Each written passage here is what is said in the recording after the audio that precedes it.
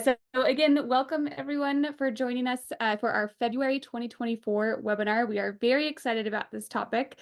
Today's webinar is all about pictures in your website and some best practices when it comes to web images. On the webinar today, we've got the usual crew that you see. Myself and Allison are your presenters. We've got Christina on as well. She'll be the one answering the Q&A boxes. Chrissy is here with us in spirit. She's on vacation this week, but she'll be able to rewatch this. We've got Brian, our account executive as well. And then we have a special guest joining us this month, which is Sierra Bamsey. She's from YMCA of Superior, California, and she reached out to us because she is a Canva whiz. So I'm so excited to have her jump on and share all the really awesome things she does in Canva and how easy it is to create great looking images in there. So we'll have a great demo a little later on in the webinar of that.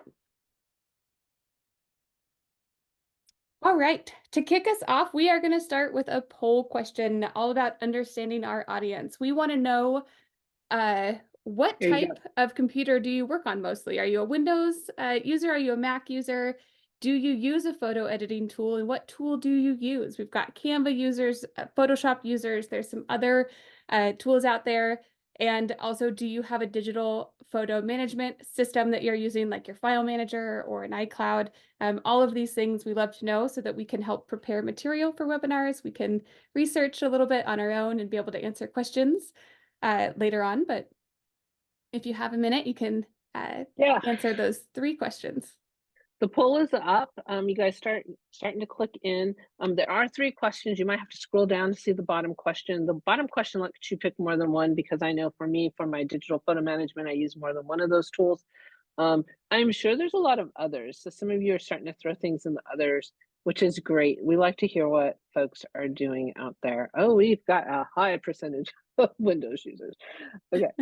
All right. This is fantastic. Let me see, how close are we? I'm about to close the polls. If you haven't looked at your screen, take a look real quick, answer those poll questions, and let's wrap that one up so we can see it. All right. So now I'm going to share those results. And 90% of you are a Windows user. So our team is primarily Mac users. It's so that sometimes it's been fun, because I said I learned some things. I do have my Windows computer ready to show you some tips for my Windows users. But that is definitely something that a lot of you use. Canva 58%, Adobe 23%, and then a lot of others. We'll have to see what all is in the others. Digital photo management, most of you are doing the file manager. Okay. Dropbox, I'm a big Dropbox user too. Nobody is using Adobe Bridge, I'm surprised. Okay. What do we got on the chat on those?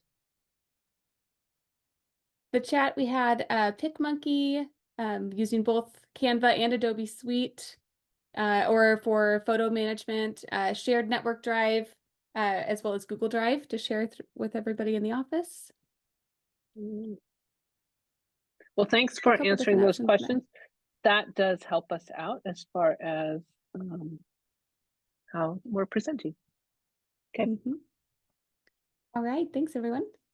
So for the agenda today, we've been doing these Did You Know segments for the past couple webinars. We really love them. So we're going to start off with a Did You Know on screenshots and mobile responsiveness. Then we'll dive into what makes a good image for websites. We've got some Mac shortcuts we can show you. We'll have a Canva and a Photoshop demo, and a Windows photo editing demo. We'll touch on our image gallery, and then some reminders about new themes coming up. And then at the very, very end of this webinar, we're hoping that if anyone is a United Way, that you may hang on just a few minutes. We did hear that United Way had a big brand refresh that was released this week. We'd love to get your thoughts just at the very end for all United Ways on that refresh, if you wouldn't mind sticking on at the end. All right, so let's dive in. Did you know? Screenshots.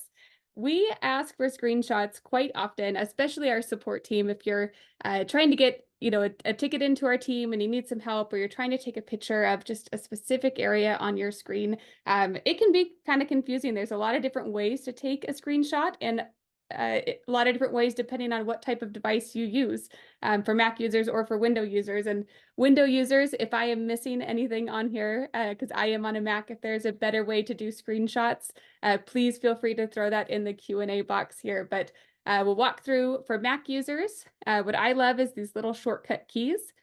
Command Shift and the 3 button will take a screenshot of the entire screen for you. You'll see it popped it right down there. I can open it up and see that full screenshot of my full screen. Command Shift and 4, I love, will let you draw or capture that area that you want screenshotted. So you can get just a specific area. And then if you've ever wanted to send a video recording, maybe you have an issue that's hard to display in just a screenshot and you need to capture a little video recording, Command Shift 5 will give you options down here to record your entire screen or record a selected portion of that screen. So you can click that button. You can do all the navigation maybe through a site that you're trying to display and then turn that recording off. So just a couple options here. I didn't know this record entire screen option was available, so that was one of the things I learned that was new. Whoops, let me open that back up here. For Windows users, and Allison can confirm this, and if anyone else on a Windows can confirm, there is a print screen button that you should have on your device that will take an entire screenshot. And then I believe the Alt key and the print screen button will do the specific a specific window or a specific area that you're trying to take of that screenshot. And then there is a photos, or a pictures app on your device that will really let you dive in and adjust images in quite a few different ways Allison and I were taking a look at. So you can grab those screenshots and then mark them up further in that Pictures app for Windows users. The other thing I wanted to touch on for screenshots is there are times when you need to take a screenshot on your phone or your mobile device because the issue is only showing up in mobile view. So just as a reminder out there, anyone that is on an iPhone, it is the side button and your volume up button. If you press both of those at the same time, it'll screenshot your entire phone. If you are on an Android phone or a Google Pixel, it is the power button and the volume down button at the same time. And that'll take that screen capture of your entire phone if you need to get that over to us. And then a couple of other methods you can use for taking screenshots. I've got a couple of them installed on my browser, but they are extensions. There's some great free extensions you can search that are available for Firefox and for Google Chrome. The two that I have is Easy Screenshot and FireShot, and that'll help capture full browser page images as well. And those are easy to pop in right in your browser. All Okay, right, let so me just enough. answer this one question that came in out Yeah, go loud. ahead. So for our Windows users, where does the photo go when I take that screenshot? It goes into your photos folder, and I can show that when I go over to the Windows computer. And there's a lot of comments coming in on the Windows photo piece, so we'll look at that Wonderful. when we switch over there. Perfect. Thanks, Alton. I'm just going to show off those extensions that I've got plugged into my browser as well. I've got one that's right here. This is called, this one is called FireShot, and it'll take a full page or just a visible area. So I love this one if I'm trying to grab screenshots of a web page. The other one that I have up here in the upper right-hand corner, if you can see that one, this one's called Easy Screenshot, and again, gives me options if I want to capture the entire web page, if I want to capture just a specific section. So these are great tools if you can't remember quite those, all those keyboard shortcuts. You can always use an extension as well.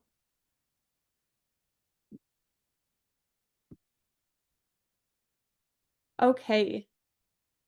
The next item I wanted to talk about within the Did You Know is mobile responsiveness. And many of you know it's always best practice to pull up your website or your homepage on a phone or on a tablet. And sometimes you are able to do that within a browser, but you're also able to do that when editing your website. And if you didn't know about this or you don't have this tool, please reach out to our support team and you can ask them to make sure this is added. But when you are logged in as an admin to your site, in the upper right-hand corner, you should see what looks like a cell phone with a little caret arrow. And when you open this, you can choose a different device size. We've got a couple iPhone or cell phone devices in there. We've also got 2 tablet versions. And this will easily let you take a look at what that website looks like in a mobile view. Let's give this a little refresh here.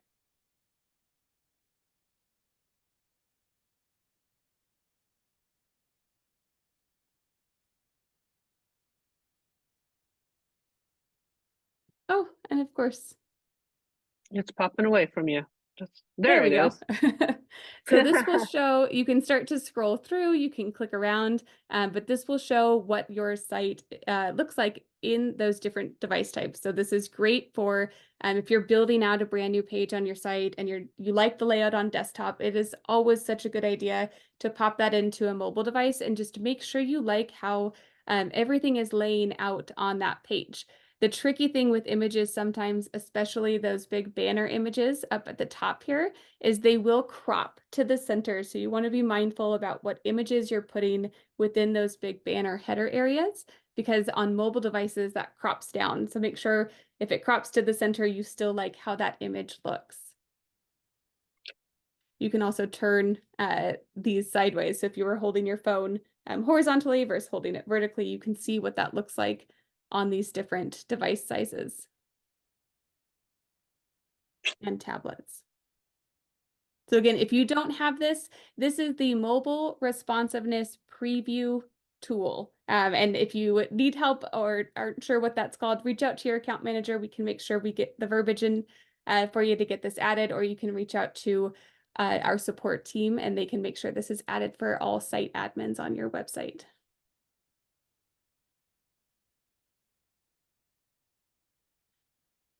Okay.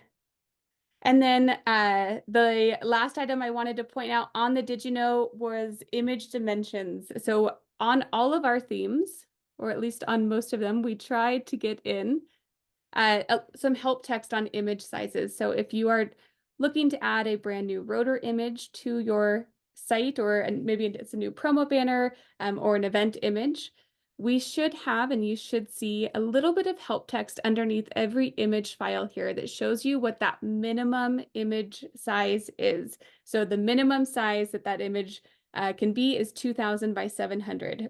So that means if you have an image that you're uploading into this space that is smaller than that size, the theme will stretch that image to that 2000 by 700 size. That's the minimum size it has to be. You can upload images that are a little bit larger than that, so you can play around with where the focal point is, but that is the minimum size. And we also have the file size limits and the allowed file types here as well. If for whatever reason you don't see this, we do have all of our image sizes on our support site. Under websites, we've got some theme overview trainings here on every single theme, but we also have image sizes. So if you need to take a look and you can't remember what monsoon is, if you're in that theme, we've got all those image sizes listed out here as well.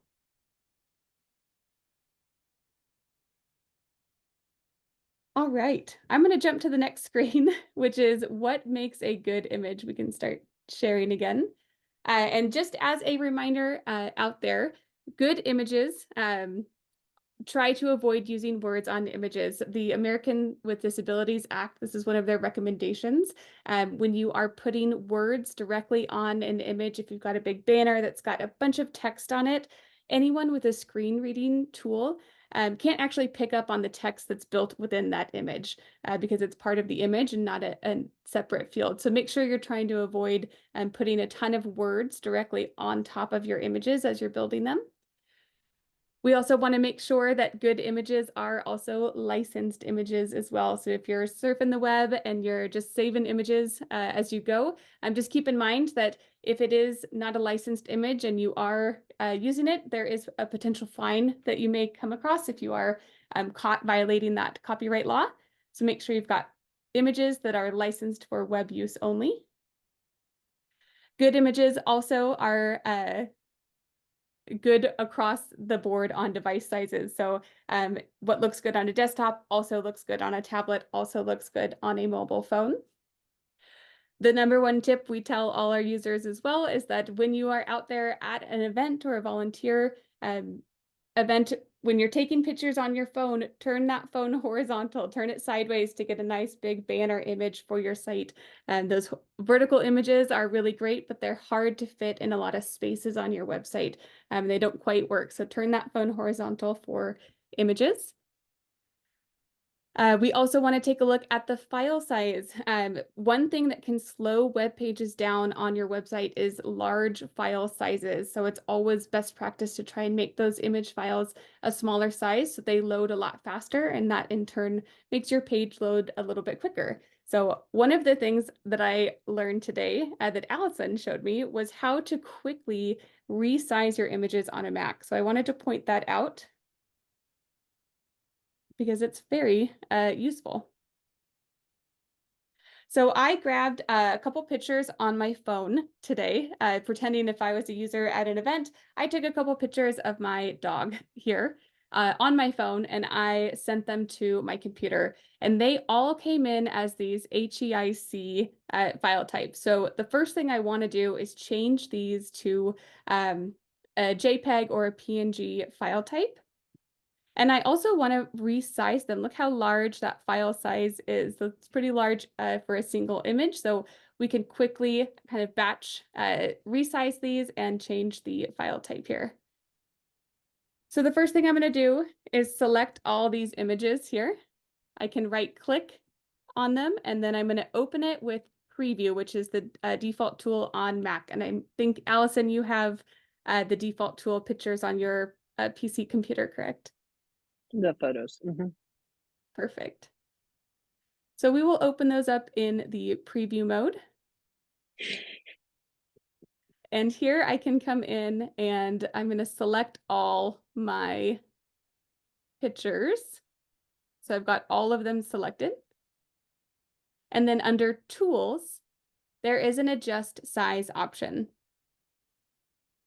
And this is kind of how big my images are right now. They're very, very large, 3,000 by 4,000. That's way too big for my website. So what I'm going to do is drop this into a 1024 by 1024. And I'm going to hit OK. And right away, when I come back to my folder with all those images, I can see immediately that that file size has dropped for every single image. So that is a much smaller size, and that it will easily be able to be added to my website. So that was just a quick tip for resizing those images very quickly.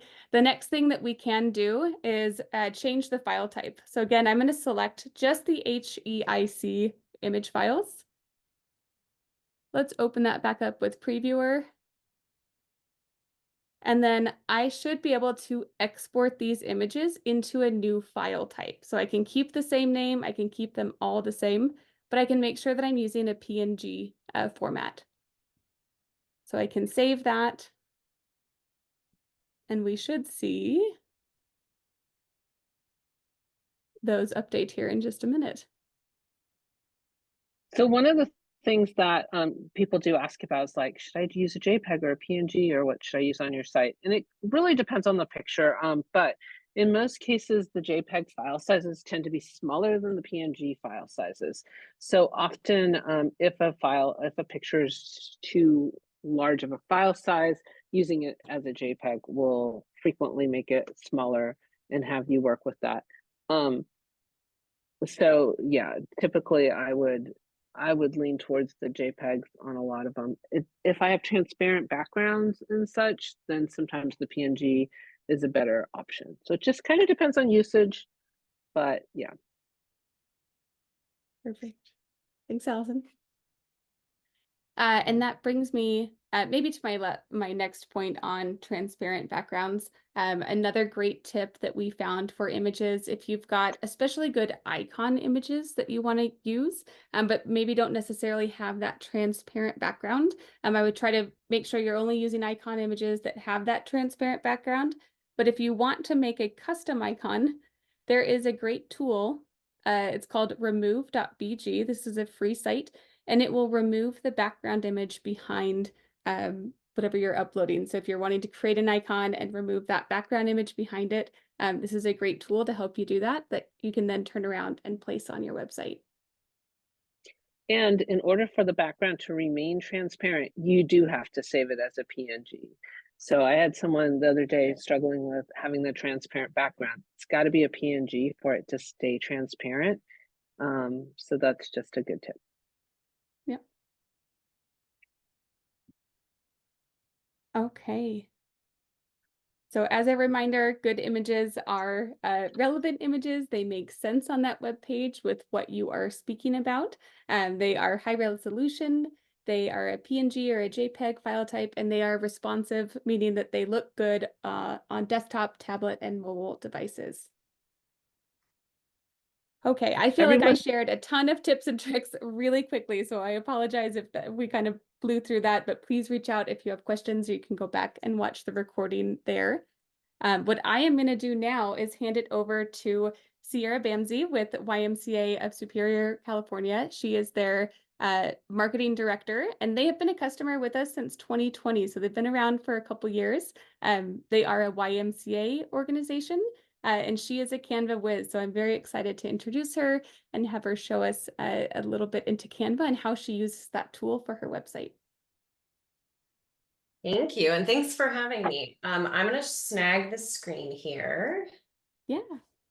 and I'll start with the homepage of Canva. And I did see that a lot of you are already familiar with Canva, so if you're already familiar with it, hopefully you learn a few kind of tips and tricks.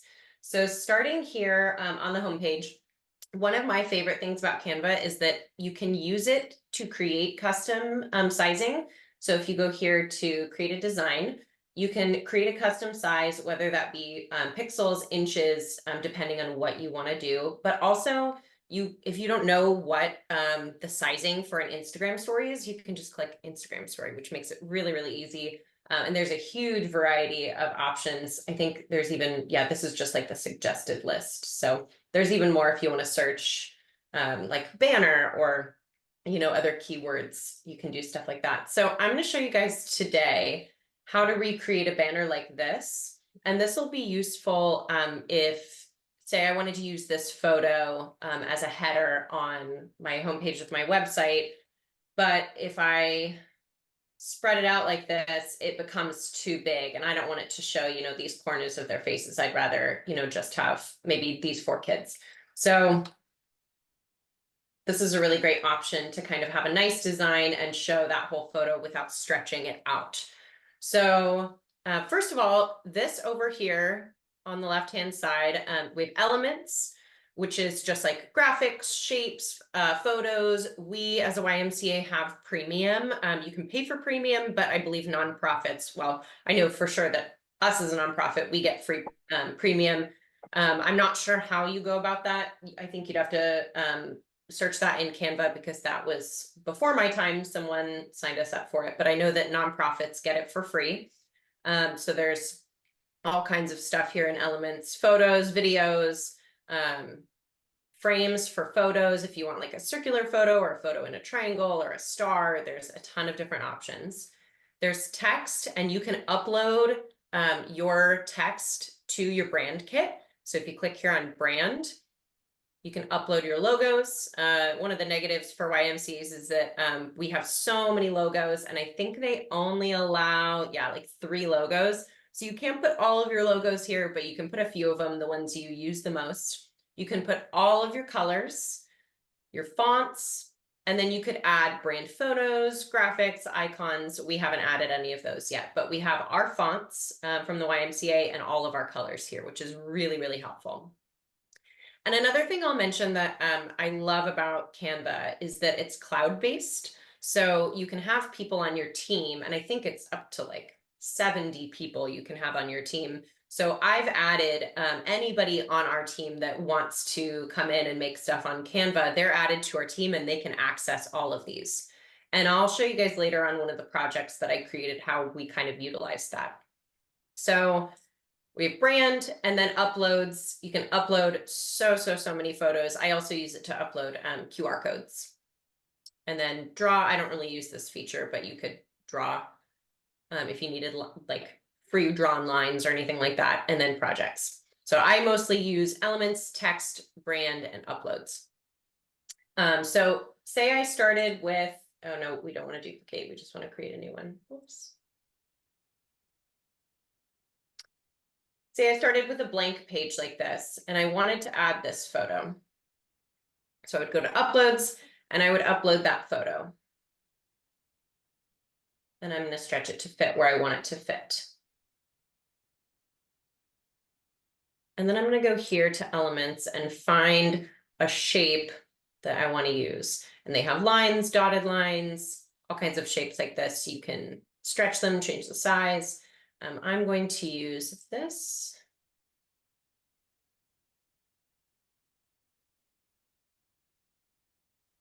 And drag it out. And what's nice too is that those little lines pop up. You see that pink line to show you that you're centered. And I'm going to change that to blue. And then I'm going to use this shape to create the same kind of opposite shape on the other side. Actually, I stretched that a little too much.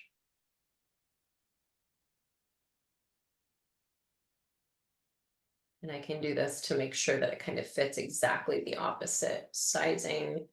And then I'm going to drag this off.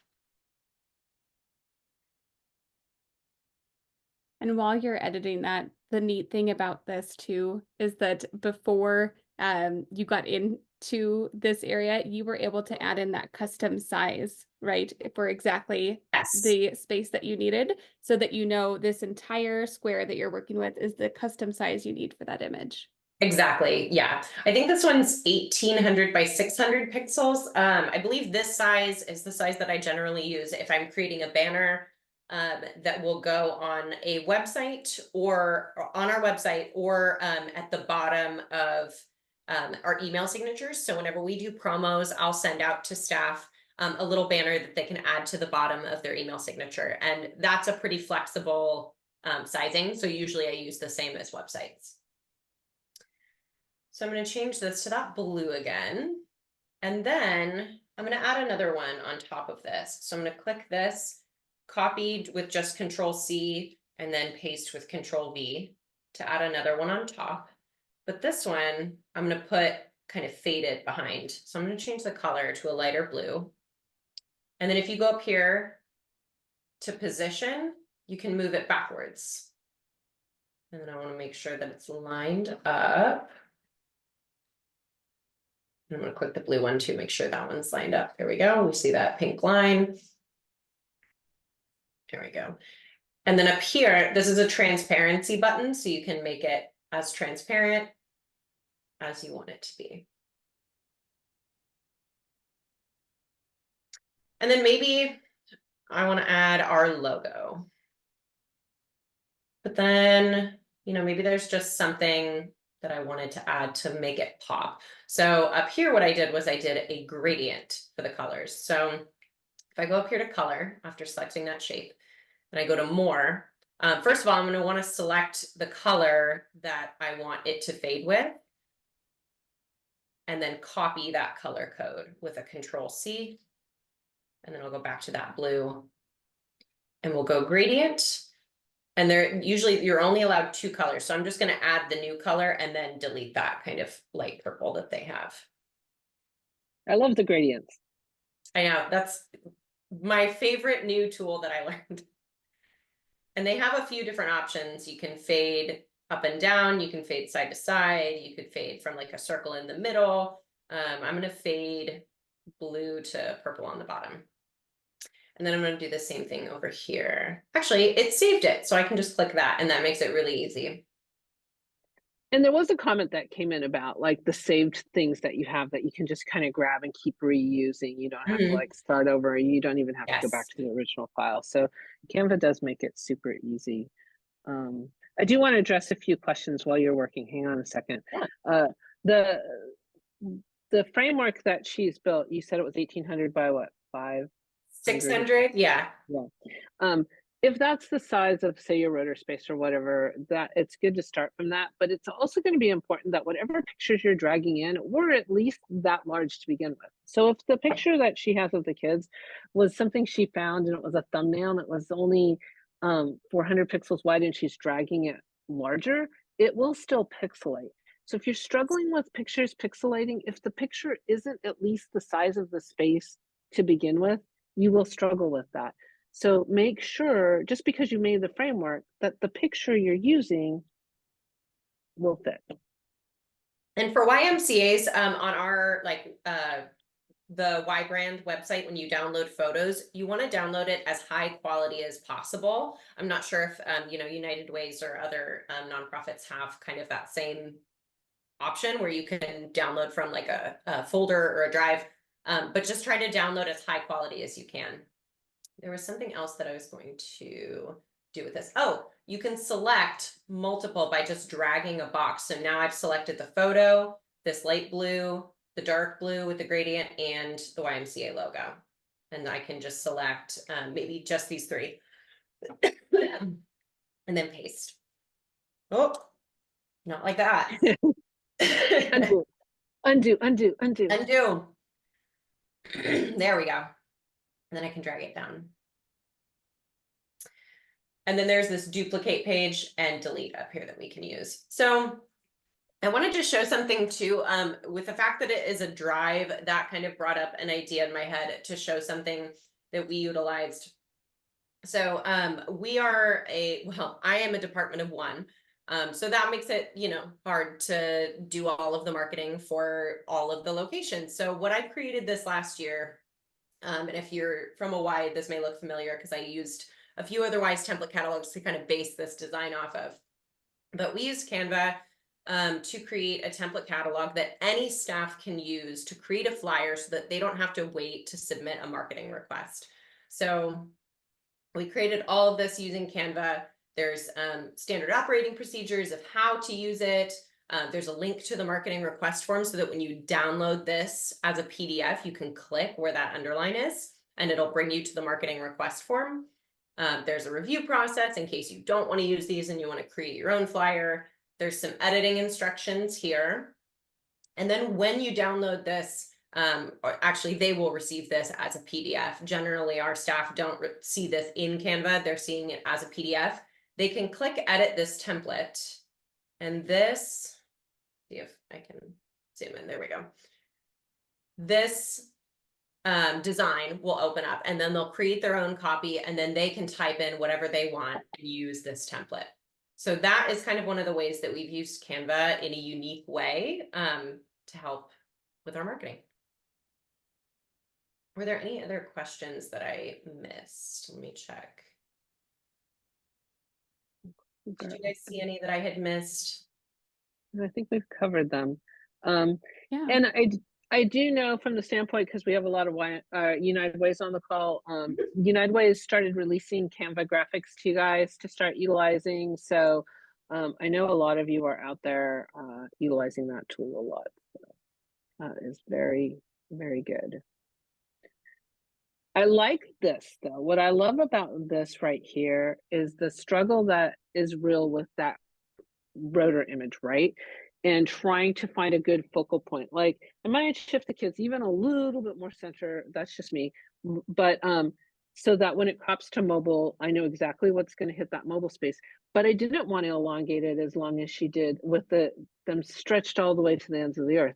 One of the problems or one of the challenges is you might make this graphic, and when you look at it on even on your desktop, you might not see the right and left, because the graphics for your rotor are actually set for a really large screen space.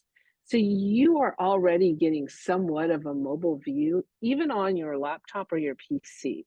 So if you're like, it's so weird, I never see the ends, that's quite possibly true. Keep in mind that the rules of responsiveness is that it's adjusting to the dimensions of a screen size. And this original full width one is set for a very large screen size that most of us aren't on. So Yeah, this is incredibly helpful when we have those photos that we don't want to stretch all the way, to just create something nice that won't make the photo look stretched and make it still look professional.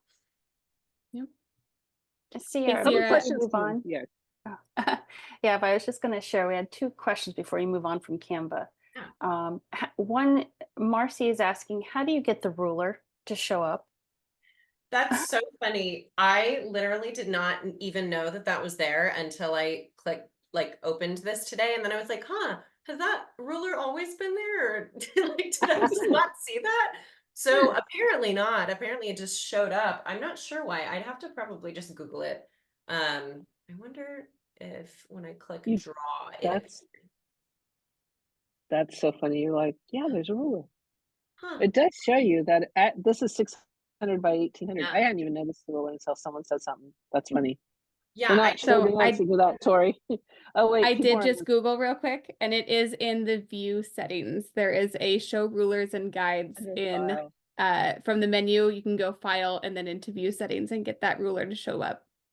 File view setting. Yep, everyone's saying it now. It's like, Yeah. you guys are also smart. Wonderful. And then Sierra, with working in Canva so much, Tori was asking, when you're using the images that you can find within Canva itself, what are the copyright? How does that work? Do you know, with using those on your website? Yeah, to my knowledge, they're fully usable. When you don't have premium, you have a series of photos that you can use, and then you'll kind of see a bunch more photos that have a little I think it's a crown or something that shows like this a is ribbon. premium. Yeah, Yeah. like this is out of reach for you. Pay us money and you can use this image. Exactly. Yeah, you too can use these photos. So once you get to premium, then any of these, like if I search flower, there'll be graphics. And oh, here it is, that little crown. And it looks like it even shows when you have Pro, but you can use it when you have Pro. And I think you can also, like, I could have done this if I didn't have Pro. It's just when I go to download it that it'll say, oh, hey, you're using some premium features. You can't, download with those. I'll go to photos. And so to my knowledge, all of these photos are usable. You do not have to worry about copyrights because you're either using the free version that are non-copywritten, or you are paying for premium and therefore paying for the copyright. Wonderful. Thank you. Yeah. And I like Steven's comment. He said he knows he sets it at 2000 when he's making the image, but he makes sure that like the middle 1800 at least for his desktop will appear, and making sure that that features what he wants it to feature. So thank you so much. This is great. Yeah, absolutely. I'll give you guys back the screen. Oh, I will take that next. I believe I'm on with some Photoshop tips and tricks. You can see my Photoshop screen and not something else because I have 3 screens up, so it could be about anything. This look like Photoshop. We see Photoshop, yes. See a sunset. So yeah, the prairies, it's a thing. I want to comment, and whether it's in Photoshop or another tool, some of the things that are going to help you on sizing your images.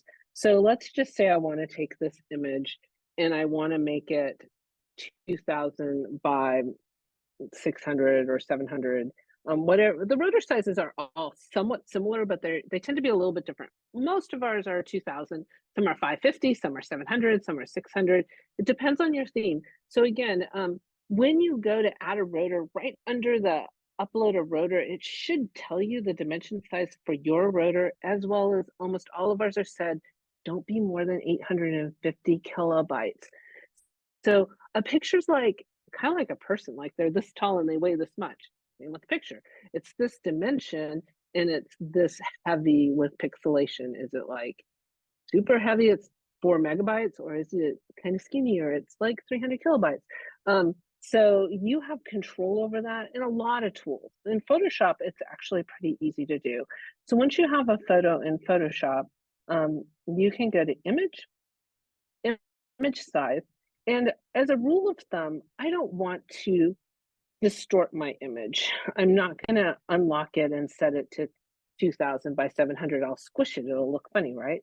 So I'm gonna do this in 2 steps. My first step is that I'm gonna set my image to 2000. Oh, one more, 0. And that is the width. Now my height's too tall, so I'm gonna take my height down. So I'll go okay, and I am going to go image canvas size.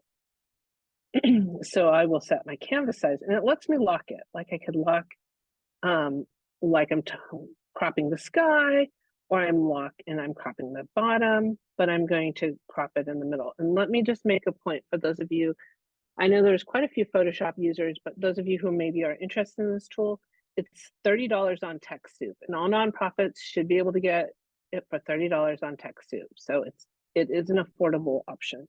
Let's go ahead and go with that 700 for my pixels. I'll say okay. It's going to say, hey, you're about to cut up your canvas. Okay, proceed. So I will go ahead and do that, and then that would fit my perfect size for it. In some cases, you might have to do something like add canvas size. So just to show that if you're ever like, hey, I really want to use this, but I need to add canvas size, we'll just add a little bit here, 2500. And I could add canvas size and do something with that. I know in Photoshop, I'm not going to go through the steps because there's quite a few of them. You can actually, Photoshop lets you that whole picture just like kind of blend out to the ends. It's a very cool tool, but it's a few more steps than we want to go through right here.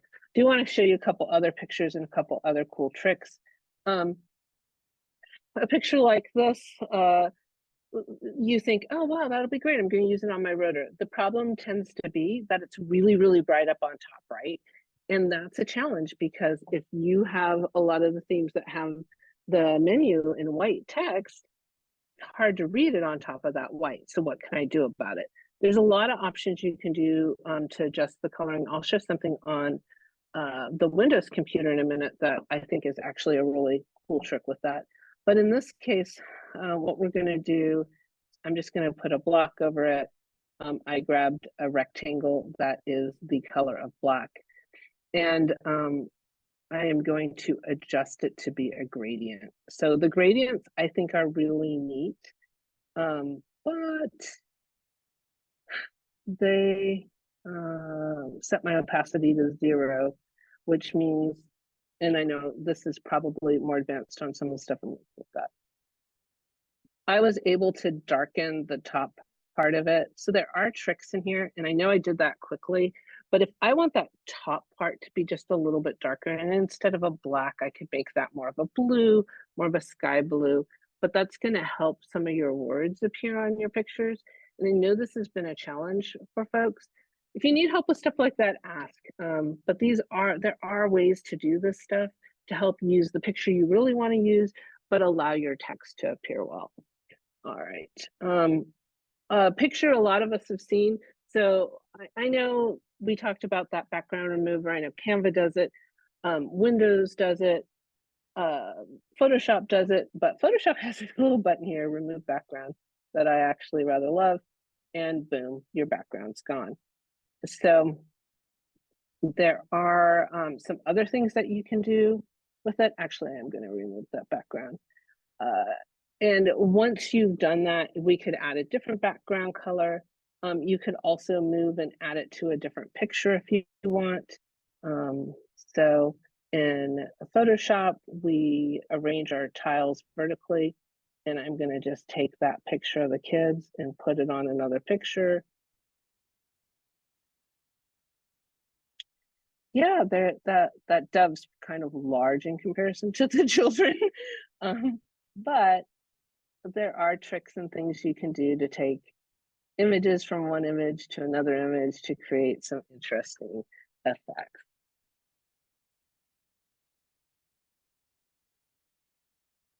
Okay. Yes, there is Photopea that is out there as well. We've used that in the past. That's a good one for that image resizing.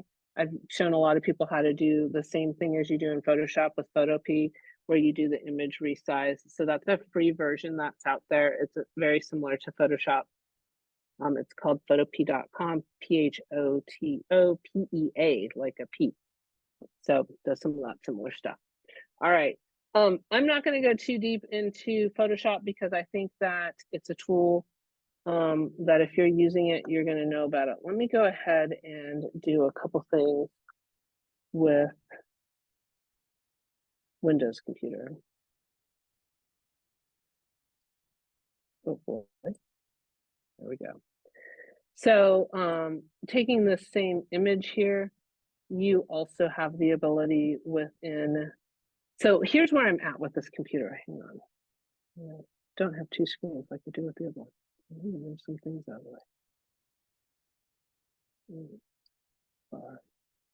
the way. Down you have photos, right?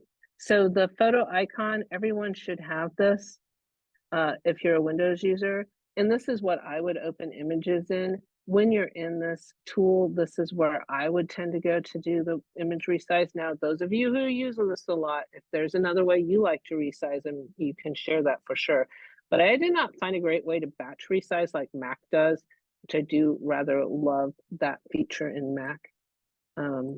So let me cancel that. In this tool, though, there are a lot of things like, yes, I can resize it, but the editing tools in here, if you haven't messed with these, there's a lot of great editing tools within your Windows computer, within your photo app that comes with the Windows computer. So when I come over here, of course, I can crop using the crop tool, but this is a great way to go ahead and darken an image by using the brightness tool and taking it down. If it's too bright and you need it darker for your menu, go ahead and darken an image that way. Another cool tool in here is that background remover again.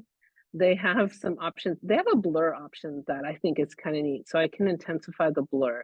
So if the background is like too noisy for your image, then you can blur the background very easily in a Windows computer using your photo app. So that's a neat one.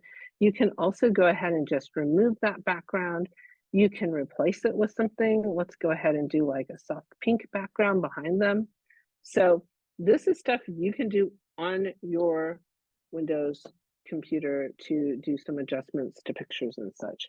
I'm feeling like I could do a whole bunch more here showing you things, and I don't know if many comments have come in. We want to make sure you know there are resources and tools out there, whether you're using Canva, Photoshop, you're just doing things on your Windows computer, all of that. There are options out there to help you work your images, and you should really check them out. We're not experts in this area. We're the website people, but we know without a doubt that your pictures are so important. The visibility of them, the visibility of your menu and your words, so that it's good for ADA compliance. Don't put words on your images. I'm going to stress this so many times. You got a golf tournament, do a great picture of the golf scenery. Do not write golf tournament with the date on the image for your banner. It doesn't work well on mobile. It's not ADA compliant. It's not a best practice. So please, we love when we see beautiful pictures of scenery and beautiful pictures of people and kids and all of that. They look so good on your site. So sorry, I got a little excited on that one. Oh, please mention the free photo app that was mentioned. I will bring that up. Let me pull it up on my, I'm gonna go back to my Mac here to close us out anyway. But if it'll let me here, I used to use this a lot with customers. I'm finding more and more people are actually using Canva though, so I hadn't really shared that as much. And Canva is free to a certain extent, but as Sierra mentioned, it is also free for nonprofits, that pro version. So there is a way to go in there and get Canva Pro for your nonprofit organization for free. Yeah, so this is called Photopea. It's very similar. I can do the same kind of stuff. If I open an image, I can do the image size and the canvas size. I'm not going to do all that for you right now. You will have ads running. That's the free part, but we don't care. That's fine. But photopea.com, it's a good one too. But I feel like I can do a lot more creativity with Canva. This is good for resizing though, if you need to. But you can also resize from your Windows computer or any of those other tools. I do want to show a couple of things. Cynthia, we see your hand raised. If you type in the question box, then we're going to be able to see the question that you have there. I want to show it's right now that a lot of you are working on your annual reports. And, you know, we saw what Sierra was doing with her catalog, all of that good stuff. There's a lot of annual report tools out there. I know some of the images might be built in Canva. There's Flipstack. There's all sorts of things that you can do. So keep in mind that if you're working on that, you might even potentially build it out in your website with some different images and kind of lay it out here graphically for everyone. So when you do have images with words on it, your alt tag, we didn't talk about alt tags, but when you're adding the images to your website, make sure your alt tag matches the words that are within the image. That way the reader can read them. Okay. Let's go back to where are we at? We're getting And ready hey, to wrap. Go ahead. Yeah, talk to me. Allison, do you happen to know what version of Windows you were running or what version of that Pictures app? We have Joyce, she has the Photos app, but doesn't see maybe all the same options. So we were curious what the version was. You know, it's not that new of a computer, so I don't know. Okay. I We'll will have try to and get find back to out. you, Joyce. I'll note down your question. We can take a look and see if we can find that. Follow up with you. There's my slideshow. Okay. It is a very popular time of year to change themes. And so think about it. We're going to talk to our United Ways here in a little bit about the brand refresh, but if you are interested, please make sure you're talking to your account manager. Let's have that brand refresh conversation here in a second, but we're going to release anyone who doesn't want to hang on and who isn't a United Way and doesn't want to hear that part of it. You don't have to stay for that. But so we're going to close out here with some details. We will post this webinar on our webinars page. They're all out there. Submit a support ticket. A number of you said you did not have that responsive tool for seeing the mobile view when you're viewing your website when you're logged in. Put a ticket in. Our team can add that for you. Book meetings with your account manager, and next month, homepage tips and tricks. We're going to do some events, and we're going to go back to the basics again, because even though we did the basics last year, there's some new tips and tricks in the basics that we're like continuing to find helpful for everyone. So there you go. And then June's campaign prep, and that's kind of geared towards our United Way campaign season, folks. All right.